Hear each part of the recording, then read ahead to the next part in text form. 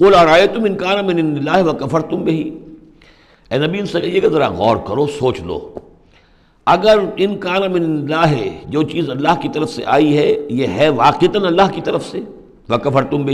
اور تم نے اس کا کفر کیا، اس کا نتیجہ کیا نکلے گا؟ یعنی یہ کہ تم سوچو، امکان تو ہے نا، تم کہہ رہے ہو کہ میں نے گھڑ لی ہے، چلیے، حالانکہ دل میں تم جانتے ہو کہ یہ گھڑی ہوئی کتاب نہیں ہے، اگر گھڑی ہوئی کتاب ہوتی، انسان کی تصنیف ہوتی تو تم بھی اس کا مقابلہ کرتے، تمہیں چیلنج دیا گیا ہے کہ اس جیسی کتاب بنا لاؤ، اس جیسی ایک صورت ہی بنا لاؤ، تو تمہارے دل میں وہ بات نہیں ہے، لیکن سوچ لو ذرا کہ اگر یہ شے واقعتاً اللہ کی طرف سے ہے، قل ارأیتم ان کان من عند اللہ وکفرتم بہ، اور تم نے اس کا انکار کر دیا، وشہد شاہد من بنی اسرائیل علی مثلہ، اور گواہی دے چکا ہے ایک گواہ بنی اسرائیل میں سے ایک ایسی ہی کتاب کی۔ اصل میں اس میں کافی تفسیر کے اندر اقوال میں اختلاف ہے، اس سے مراد جو ہے عام مومنین اہل کتاب ہیں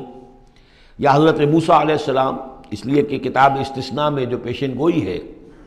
اس میں یہ الفاظ ہیں کہ اے موسیٰ میں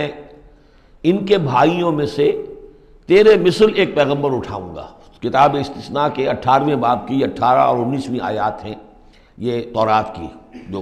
عہد نامہ قدیم ہے اس میں، تو گویا کہ مثل ہی،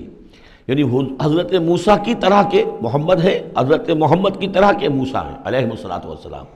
کیونکہ صاحب شریعت رسول ہے حضرت موسیٰ علیہ السلام۔ حضرت عیسیٰ صاحب شریعت نہیں ہے، صاحب کتاب ہے، انجیل دی گئی ہے، انجیل میں شریعت نہیں ہے، انجیل میں حکمت ہے، کل ہم پڑھ چکے ہیں جئتکم بالحکمہ، میں تمہارے پاس حکمت لے کر آیا۔ شریعت، قانون، یہ در حقیقت تورات میں تھی، حضرت موسیٰ علیہ السلام کو دی گئی، اور یا پھر محمد الرسول اللہ صلی اللہ علیہ وسلم کو قرآن دیا گیا اور یہ آخری اور کامل شریعت دی گئی۔ فآمنوا واستکبرتم، تو وہ تو ایمان لے آئے اور تم استکبار کر رہے ہو، یعنی یہود میں سے تو بہت سے علماء ایسے بھی تھے، بہت زیادہ نہیں لیکن تھے،